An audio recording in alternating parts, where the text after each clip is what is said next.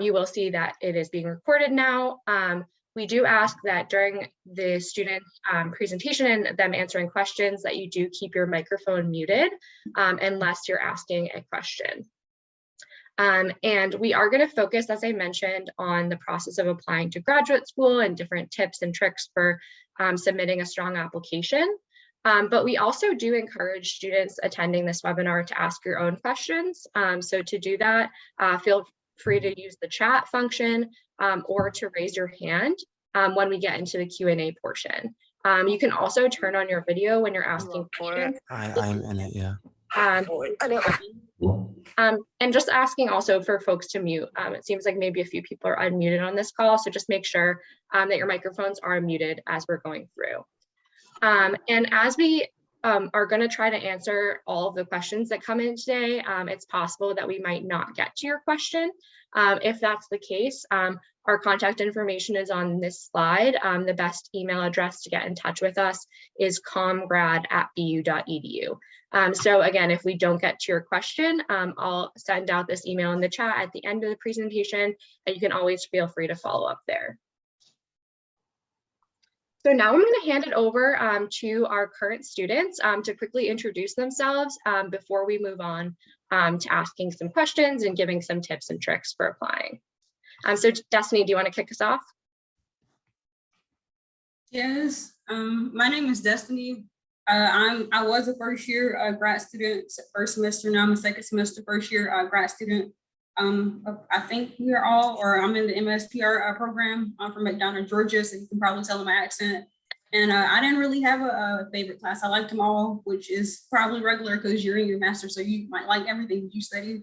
And then the only professional experience I had actually came when I got here. I interned last semester for the Office of Senator Jamie Eldridge, and that was pretty fun. So that's me.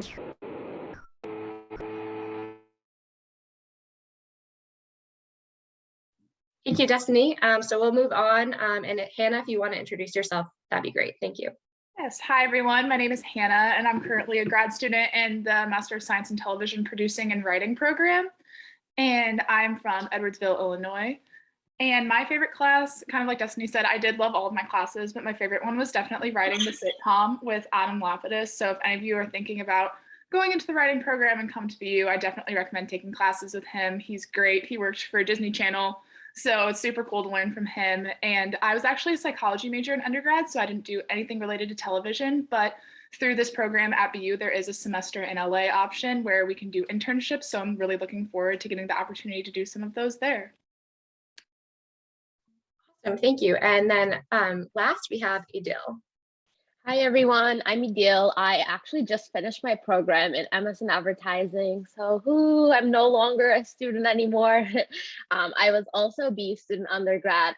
I did my undergrad in business administration and marketing, and then moved on to advertising.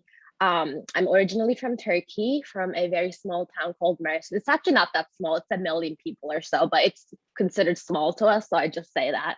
My favorite class was Portfolio 2. If there's anyone interested in advertising, write this name down. Professor Gould, you have to take his class.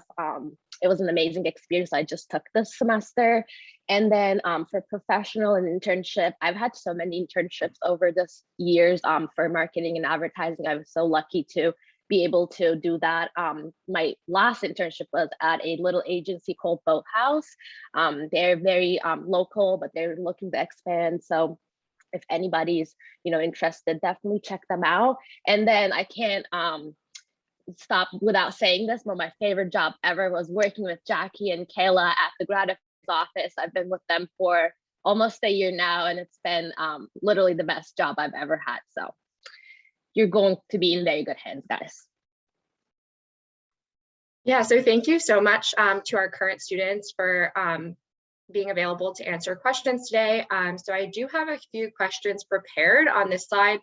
These are some of the things that we're going to focus on today. So if folks want to look at this slide quickly to kind of get a feel of what kind of questions would be appropriate for this webinar or to ask the students, feel free. But then I'm actually going to stop sharing my screen so that we can all see each other a little bit more and start posing some questions to the students. But as I mentioned also, please feel free. We want to hear from you too and what questions you have about applying to graduate school. So please feel free again to use the chat or to raise your hand at any point, and we can always make sure that we're getting your question answered. So I am going to go ahead and stop sharing.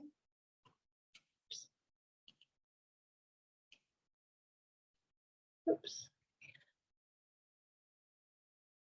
All right, great. So to start, I'm wondering if each of you can kind of go through your experience applying to graduate school. In particular, when did you decide that that was the right path for you? Were you still in an undergraduate program, or did you take a few years off before making that decision?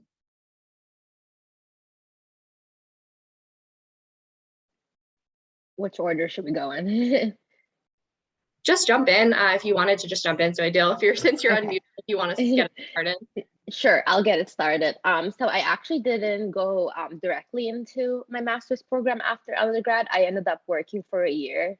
And that's the time when I realized that I wanted to kind of switch my lane a little bit. I was in marketing, which is kind of similar to advertising, but I was in a lot more of the analytical side of it. And I decided that I realized during that year that I wanted to do something more creative. So that year actually worked out really good for me, working for a little bit, knowing what I like, what I didn't like. And that's how I made my decision to kind of look at programs that were a little bit more creative and get into grad school. I guess I can go ahead and share my experience. So I came straight from undergrad to graduate school, but that's because I was in Atlanta, which is very competitive, and I kind of looked at a lot of different job markets around the USA. A lot of upper level companies require you to have a master's to even start. And so I kind of said, I don't want to start and then have to go back later. I'd rather just be able to start and keep getting promoted. So I went ahead and started looking for master programs. And I was looking for pretty much the best schools that offered PR because I felt like it would make me a competitive candidate. And Boston was one of the best. And so I chose Boston. And what did I, wait, what, I'm sorry, what was all a part of this question? I think you mostly answered it. It was just like, okay. when did you decide to go to graduate school, and what led you to that decision? So I think you answered it mostly. Yeah. Okay. Yeah. Yep. Thank you. Yeah, similarly for me, I decided to apply to grad school whenever I was still in undergrad. I actually just graduated in spring of 2021 from undergrad. And for me personally, as I mentioned, I was a psychology major, but I did a lot of research in television. So I knew that I was interested in kind of going into a different field rather than psychology, but still being able to take a lot of those skills and the research I learned. So I applied to a whole bunch of different schools in like media studies and communications type jobs because I knew I wanted to work in television. I just didn't know if I wanted to do more of the research side or the creative side. And then for me, once I found this program and ended up getting into this program in order to like write for television, I knew that that was going to be the right path for me. But I did decide that while I was still an undergrad, just because I knew that my career goals weren't going to be achievable with the degree I had. So I knew I needed to go get more schooling in order to help make that happen and make those connections. Great, thank you. Yeah, so it sounds like a good mix. I think most of our students have a mix. Like some people will, again, like Adele, take a few years off and work in the field. And then we do see also a lot of students, as you both mentioned, coming directly from an undergraduate program, just because you know that in what you want to do, a master's degree and the skill set that you're going to gain will help you to get there. And then I also just have questions. You mentioned, Hannah just mentioned this too, about applying to a lot of different programs. I know a lot of the folks that are joining us today are probably in the stage of getting their applications together, but also maybe still researching what schools are the best fit for them. So I know you all ended up at BU, but can you talk a little bit about when you were first looking at schools, how did you do your research and how did you decide what programs to apply to? I'll go again. For me, I already was a BU undergrad, so I was kind of familiar with the programs in comm. And it wasn't until like really when I started working that year that I started looking into communications, like realizing that I wanted to do less with the business and management side of things, but also stay in like that communication side of things with marketing. So for me, kind of just happened as I was lucky to be an undergrad there, but I also did look up other schools and other, parts of the United States. It ultimately came down to, what I really knew the best, which was BU. I'm a very loyal person, so I've been a Terrier for a long time. And when I got accepted to BU, I kind of just didn't even think about choosing anything else. But other than that, I know that a lot of people want to switch the place that they live in from undergrad to master's degree, and that's also a great thing. So definitely there are some, moving components to think about when you think about where you want to go to do your master's degree and, what school. I guess I'll answer. I knew I wanted to be in a place that was in a city, first of all. I like industry. I'm from the country in Georgia. All of Georgia's country, in my personal opinion. So I wanted to try something new, and I try to work in cities, going to school. I finished at Georgia State University in a city, made me realize how much I like being in a city. And I did some research, and it said wherever you end up studying, usually that's where you might end up staying, because that's where you build your connections, or you might end up at a surrounding state or city. So I said, why not try out the Northeast and try out Boston? And then also because of the historic affiliation of Christianity, and just doing research on Boston, how friendly the people are, even though it's a Northeastern state. So I'm at Northeastern City. So all of those things made me choose BU. And I did, is this the part, I'm sorry, did you ask just simply why we chose BU, or did you ask about other grad programs? I'm sorry. Other grad programs too. I'm just interested in how you did the research, like, and decided which programs to apply to. So yeah, and then also I applied to 4 schools in total. I got accepted into all of them. I was actually about to go to Florida State first and do their corporate communications program. And what made me want to switch to BU was because it was my first choice. If you're from the South and you notice that the academic schedules are slightly different, so I thought I wasn't going to get accepted, but I realized their schedule was different. But when I got accepted, I finally came. So that's the reason why I chose BU. It's the best program, and like I said, all the things I said before. So that's how I ended up coming to BU. Yeah, so one thing that I really looked at whenever I was looking at grad programs is what the alumni were doing. That was something that really helped me kind of narrow it down, because as I mentioned, I applied to kind of a variety of programs because I wasn't sure if I wanted to do more of a research side, having to do with things in television, or if I wanted to be a part of more of the creative process. But I really focused on what were the alumni doing from all of these programs, and kind of see if what they were doing aligned with my own career goals and different things I could see myself doing. But then for me, something that really made me pick BU was the fact that it was so specific. What I love about all of the programs in comm is that they're not general, they are very specific. So if people are coming from different communications and media studies programs, you're gonna be doing something much more specific. A lot of the other programs I applied to were more broad, which would have been okay for me since I didn't do that in undergrad, but I liked the specificity. I liked knowing kind of exactly the types of classes I was going to be taking, and to know that I was setting myself up on a very specific path, but a path that I really wanted to go on. And looking at what all the people have done that have graduated from this program was really important to me, and definitely aligned with stuff that I could see myself doing. excellent. Thank you all so much. So now we talked like a little bit about your backgrounds and the research that you did. I think we're going to focus a little bit more specifically on application prep. We're going to focus pretty generally, but we do have a more specific BU question in the chat from Yasmin. Adele, this actually doesn't apply to you because I think the Cura Talent portion of the application was added after you applied, but you can feel free to jump in as a graduate assistant of grad affairs. But for Hannah and Destiny, when you applied, I know that you both had to complete the Cura Talent assessment. Can you talk a little bit about that, like what students can expect from that? If you prepared for that. Specifically, she's asking what sort of questions to expect, what tone to use, and if you would consider the questions to be more academic or like personal and formal.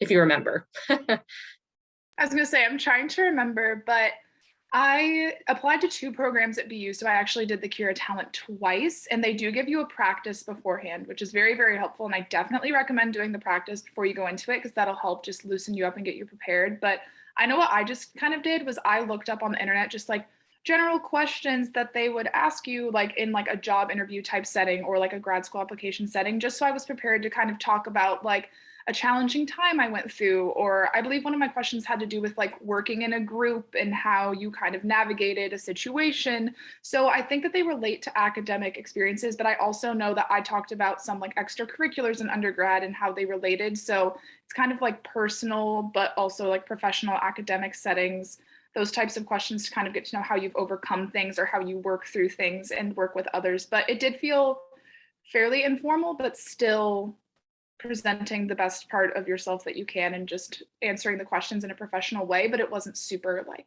uptight. And the written part gives you more time as well compared to the speaking part.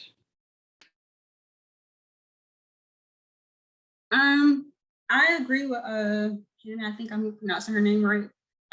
It was a bit of both. It was informal at the same time, just to get to know you. I feel like that they have to do that, ask kind of academic questions to see what it is and why you're pursuing, then also personal questions to see what kind of person you are.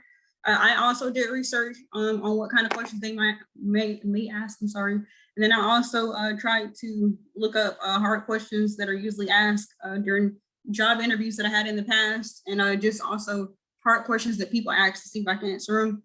And I tried to do research on what students in the past had, potentially been asked. And I definitely did the practice several times. I don't know if they saw it. It was embarrassing. You might definitely do the practice because it's not as easy as you think. Like when you're doing the practice and it's going like fast and you have the thing on your feet and talk, you realize like, hey, for some people like me, I'm not good about talking about myself. So it was just really hard, honestly, but it's fun. Just make it conversational, like I'm talking to you now, and because that's pretty much what you're doing, and that'll help ease the thing if you practice and make it conversational. But definitely just try to think of questions you've been asked previously on job interviews, because that's what it felt like, and then any questions about you that you might feel like people might ask, try to practice those as well. Yeah, I will say too, I was like terrified of the Cura talent, and then it was not nearly as bad as I thought it was going to be. So I know that you're all probably in that state of like, oh, this seems really scary and seems really intense. But I remember doing it and I was like, this was not that bad at all. It's just talking about yourself and just helping them to get to know you from what they can't see from the paper.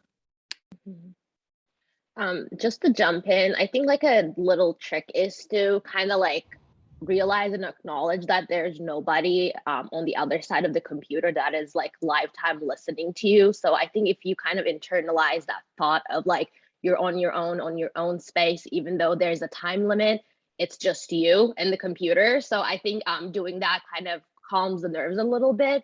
Oftentimes when we have like a minute to talk to a recruiter, like a CEO or something, that adds an extra amount of stress. But in this case, it's actually just you and the computer. So maybe thinking about it in that way could help, ease the stress a little bit.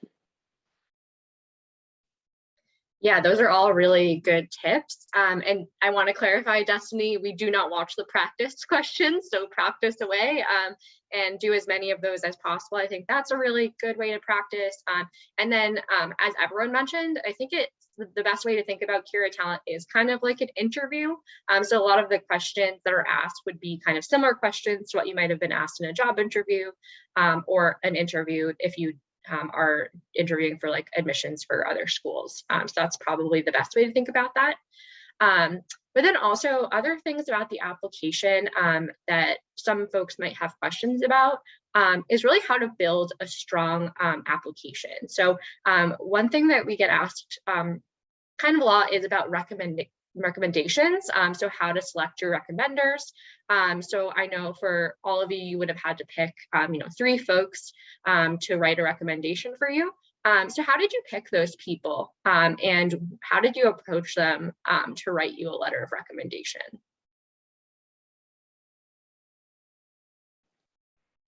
I can go, I guess. So I remember picking, actually remember 2 of my recommenders. I can't remember who the third one was, but one of them was my professor from BU. And she was the professor that kind of like let me into marketing. So she was definitely like an important person, role model in my undergrad career, and she knew me pretty well. So definitely pick people that knows you the best. I know that it might look better like if you get a recommendation from like a CEO of the startup or like someone with like a higher ranking, but if they don't know you well, they don't really have much to say about you. You know, it's all just going to be general, very not person specific. So I think that picking the people that know you the best is definitely good. I also try to pick people from like different areas of my life, like for example, a mentor versus a professor versus a supervisor that I've worked with. I remember having a supervisor from BU. I worked in the mailrooms for BU for 3 years when I was an undergrad, and I worked with the same supervisor all those 3 years. So I actually asked her because she knew my work ethic. Like, you know, I would cry to her when I had like personal problems or whatever. So like someone that really knew me well in a setting that is, you know, you can pick whatever, but try to, you know, get like a professional recommendation, maybe an education like from a professor, mix it up, but definitely pick the people that know you the best.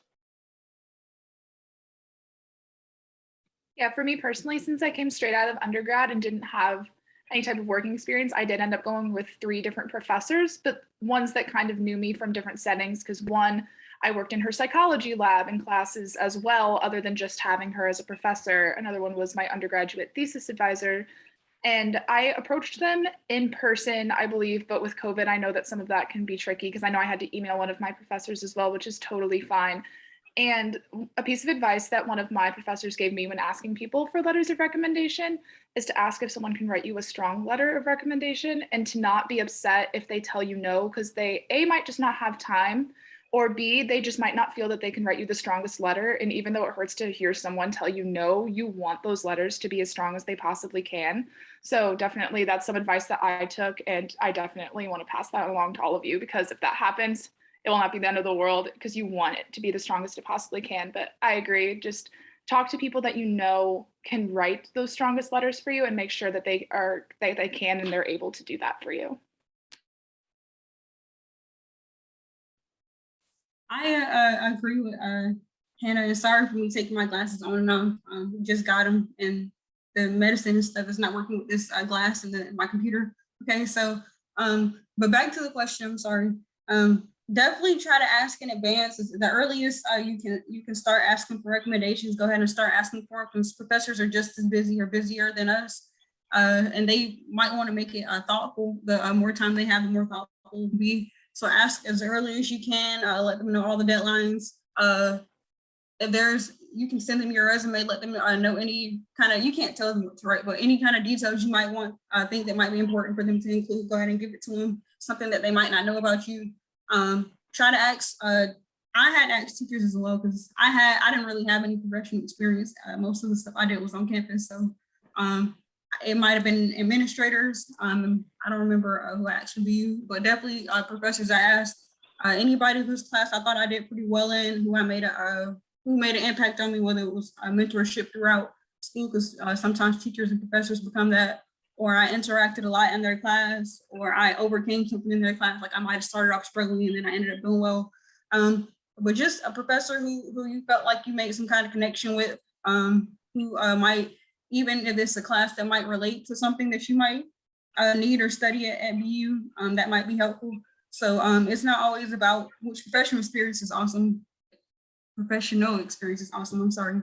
But definitely just having somebody who can speak well of you and be able to relate to what it is that you're trying to pursue. So that's my advice. Again, all really great tips. I think one thing that stands out from what everyone said is to pick people that know you and can write a strong letter. I think Hannah's point about asking, like just point blank, is it possible that you're going to be able to write me a strong recommendation? Because you don't want to, go to somebody that maybe you really liked their class, but maybe it was a large class and they don't really know you, and they're just going to write like a pretty general letter. I mean, that's fine, but the stronger the connection that you have with the recommender, the stronger that their letter will be, because they can really speak to you and your ability to succeed in a graduate program. And then we do have some questions in the chat. Some questions I will note, if they are about certain programs or like career paths or anything kind of related to current students or like alumni, some of those questions might be better suited for our information session next Friday. So on the 14th, we are having another information session about the application process, and that will be a Q&A. Today, we're really going to focus on questions that our panelists here are really equipped to answer, which is about applying to graduate school and kind of that process. And one question I am seeing coming up in the chat is about personal statements. So again, we talked a little bit about recommenders, but I know writing a personal statement can be a pretty daunting part of the application, as you really want to, come across that you're a good fit for the program. And I just want to see if any of you have any tips on writing a strong personal statement for the folks that are attending today. I can start. This is actually the most common question we get as GAs in the office. I think every person that I ever talked to had this question: what is a personal statement and how can I make mine strong so, I have a chance to get admitted? The way I saw it, honestly, was that the personal statement was my favorite part of the application, because that's the one part that is coming out of your mouth and your heart, and it's just one page and everything in there is what you want it to be. It's not like there's a prompt, a question, and you have to answer that. It is something that you should use to really discuss why you are interested in that specific program or specific programs if you have multiple. In my opinion, being able to communicate why I wanted to switch my career path from one thing to another was important, because if you're in that situation, you probably have thought about it a lot, and you probably, have reasons why you want to do that. So communicating that is important, as opposed to just being like, I want to try something new. But I think just take the personal statement as a place where you can kind of free write, obviously within a specific guidance. It has to be about the program and it has to be about why you want to do that. But it is a really good place where you can get really creative. You can tell them a story. You can tell them about things that will never come up in any part of the application. Maybe some experience that you've had as a child or as an undergrad that made you, reconsider your career path, and you want to switch to this thing, or maybe this is something you've been doing for all your life and that's what you really want to do. So tell them the story of why you would be, good in the program that you're applying to. Make it fun. Yeah, I agree. I definitely tried to focus. Oh, sorry, we both literally got on at the same. But I just tried to focus. As I mentioned, I didn't do anything necessarily related to this program before. So I really wanted to focus on what I learned from my undergrad program that I thought I could carry with me into this program. So since I had done research about television and kind of the impact of the way that things are portrayed, I wanted to kind of take time in my personal statement to talk about how I was going to use that in order to inform how I would create things in television and how I would take that past experience and kind of work it into this new field. So even though I didn't have experience in this field, I wanted to show that I was not only excited about it and had the passion about it. I mentioned some things from my childhood and television shows that really changed my ideas on things in the real world, and kind of how then I used that research to inform the decisions I wanted to make as someone who was creating television. So you mentioned it's a very short amount of time. So you want to take, or short amount of words on the page. So you want to make sure that you're taking that time to show why you're a good fit for the program, show your excitement for the program, and just kind of talk about those things that make you you, that really would make you stand out as a person, and that level of passion that you have and kind of why you want to do this. I think the more that you can show that, all of your excitement and passion will come through. Yeah, I would definitely say, like the other two ladies mentioned, I definitely try to tell a story. We're all, I think, in the calm. This is calm, so everybody should know how to write and tell stories. This is your why moment. Why am I doing this, and so what kind of thing that you learn in your classes. So what am I gonna do with this, and why does it matter? Why do I want to be here? Don't just say, oh, I did this and I did that. That's kind of what a resume is for. Why does what I did matter? What does this experience add to my story and me wanting to pursue this program, and what do I want to do with it after I leave? It doesn't have to be a whole life sentence or story, but just what will this degree do for me? How will it add value to whatever it is I'm trying to pursue? So just be conversational. Try to make it count. Less words, brevity, and yeah, it's not as hard as you think, honestly. It's just being able to sell yourself and make sure you can answer those how-to questions. I mean, not how-to, why questions, I'm sorry. Yeah.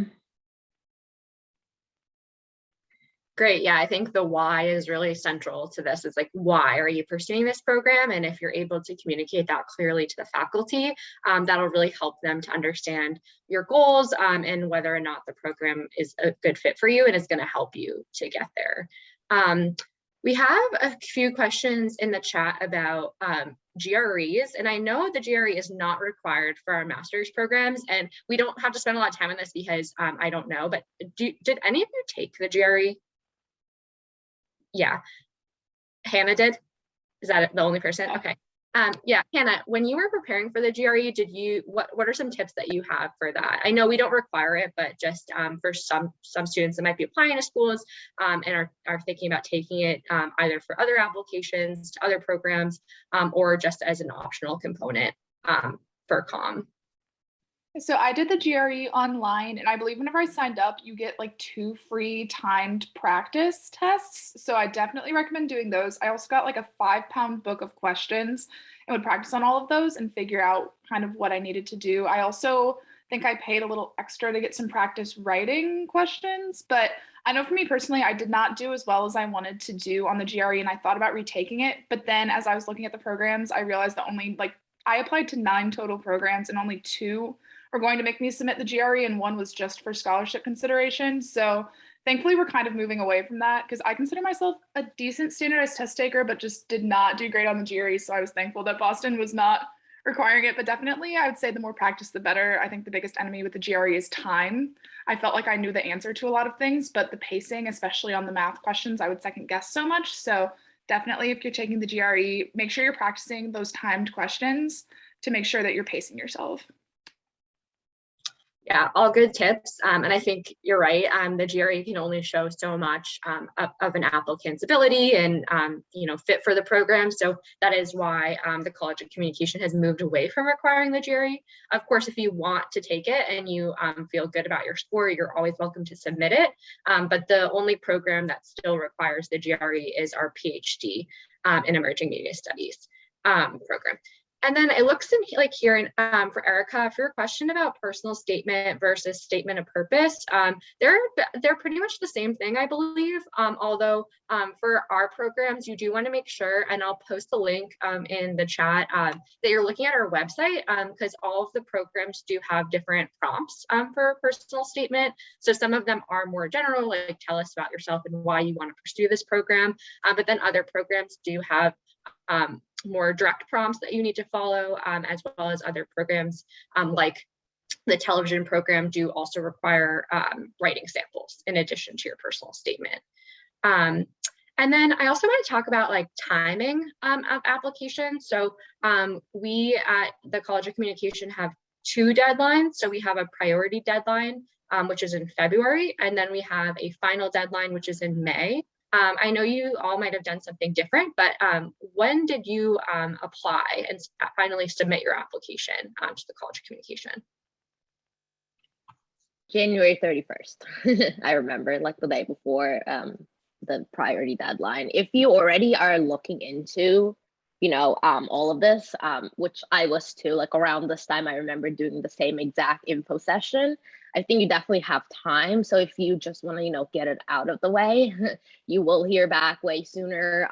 And then basically by springtime, you will, be able to make a decision in terms of where you want to be. I think for me, I like to plan things ahead. So it would be too stressful for me personally if I waited until May, but I know that situations are different for everyone. So. Yeah, I also applied very end of January, and I know a lot of people that applied after February 1st and then didn't get the scholarship consideration and were pretty disappointed. So I definitely would recommend trying to do that if possible, because I know in my circumstance, I went to one of these info sessions and then switched one of the programs I would apply to, which was actually the program I'm in right now. I was not going to apply for it until I went to an info session in mid-January. And so I did 2 complete Boston University applications for 2 different comm programs in the span of 2 weeks. So if you're already thinking about it right now, it's definitely possible to get all of that stuff in by the priority deadline for February 1st, because I think it's really important to be considered for scholarships, because you don't want to miss out on that opportunity. Yeah, for sure. I apply early too. Early is best, especially when you're looking at multiple programs. Try to get as much aid and funding as you can for programs, and priority deadlines aid to that. Some programs don't even consider you unless you apply by those deadlines, and some are lenient. Also, it gives your teachers more time to write recommendations. It gives you more time to do research, because that's the hardest part for me about putting in applications, doing the research to make sure that you're finding the correct programs and where you would fit and stuff like that. So give your time to do research. So put in your application as soon as possible and probably start doing your research a year to 2 years in advance if you can. And that's my advice. Great, yeah, all great advice. So yeah, our priority deadline of February 1st is our priority deadline also for scholarship. We do consider all applicants even through our May 1st deadline for scholarship, but we do have the most available funding. We have the most funding available earlier. So if possible, we recommend applying by the February 1st deadline to just get that full consideration.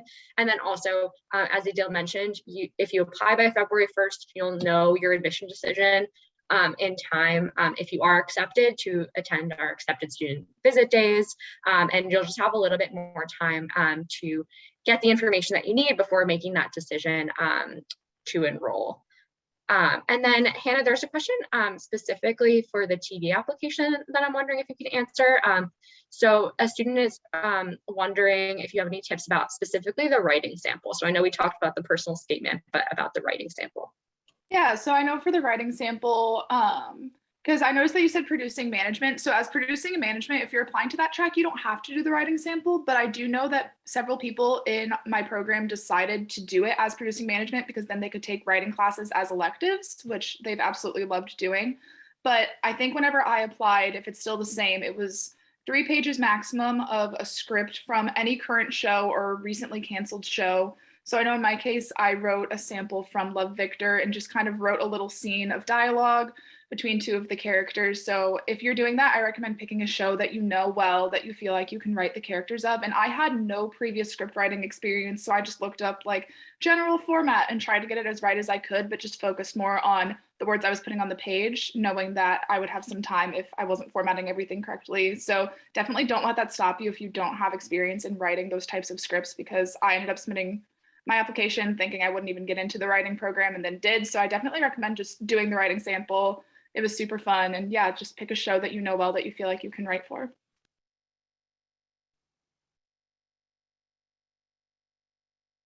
Great, thank you. So I think we've gotten to a lot of the questions that are specifically about the application that students have or tips for applying. But if anybody does have any other questions, again, about applying to programs, please feel free to drop them in. But I'm wondering also if you each can go through and kind of give your takeaway, like your final tip, like what is your like go-to tip for if like a friend came up to you and was like, I'm thinking about applying to graduate school, like what do you think I should do?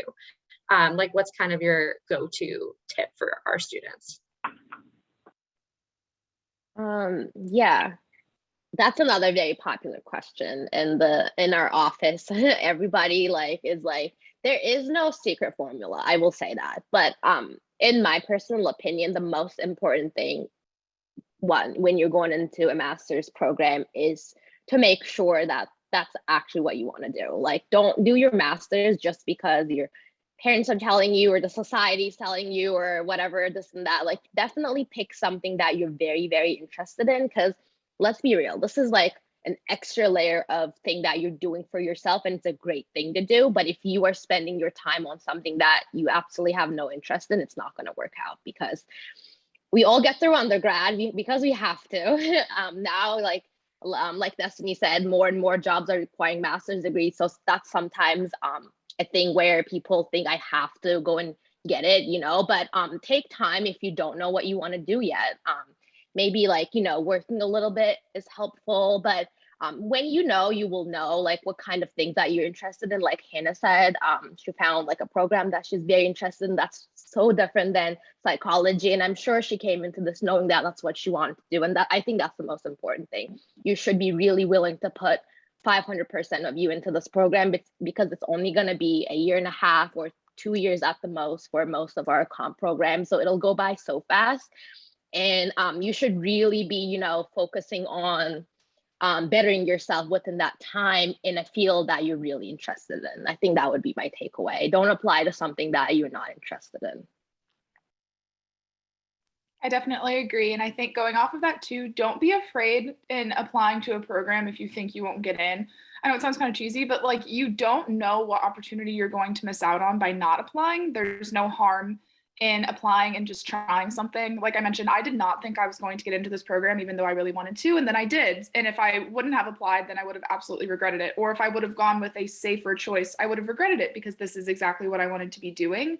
So I think not being afraid to do that. And I also saw a question in the chat kind of about this too, and I think it relates about someone working in an unrelated field. There's so many people in my program that have come from so many different things. A lot of people have worked for years. One of my closest friends in the program is like a decade older than me and spent her time working in casting and is now doing writing. So I think that if you get into the program, it's for a reason, and it's because of the potential that they see in you and your passion for doing what you're doing. So I would just say to not let that hold you back from applying or thinking that you're not going to be qualified, because you won't know until you get that decision.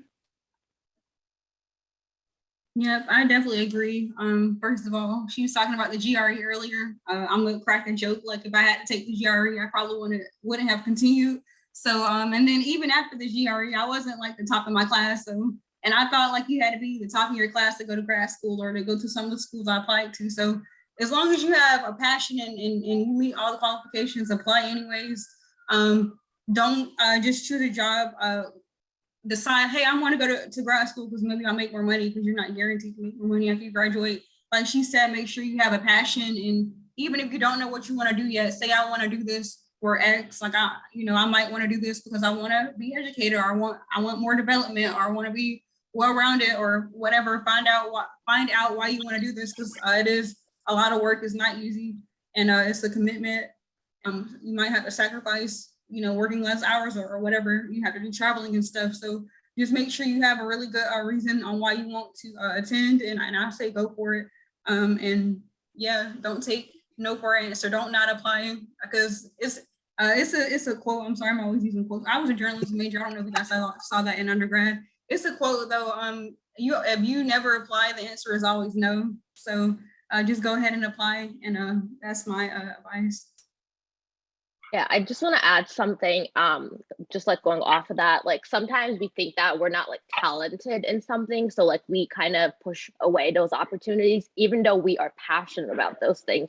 Talent can't be built. Obviously some things, if you can sing like Beyonce, that's going to be from birth. But for example, I built a talent in graphic design in 1.5 years during this program that I didn't have before. So don't think about like, oh, I can't do that. Are you passionate about it? Because if you're passionate about it, you'll put in the time to educate yourself, better yourself, and really get to know a specific skill. So don't be like, oh, I don't have an eye for like graphic design. I thought I didn't either. And here I am only applying for art director positions, only like, visual design heavy. So I think, yeah, like we all said, passion is the most important. Don't worry about whether or not, you're the best at it, because you can get there with hard work.